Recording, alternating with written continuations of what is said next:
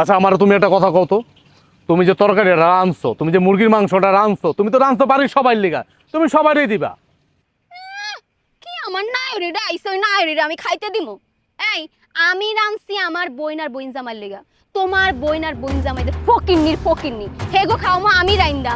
আমার রাতে মুরগির মাংস খাওয়া না এত সোজা না, বুঝছো? আমি বাইসা থাকতে নিজের রাতে রাইন্দা তোমার বইন রে আর বইন জামাইরে জীবনও খাওয়ামো। শোনো, তুমি মনে হয় ভুলে গেছো, ইনকাম কিন্তু আমি করি। আমার কামাই, কষ্টের কামাই টাকা দিয়ে কিন্তু মুরগিটা কিনা। তো তো তুমি কামাই করো তো কি হইছে?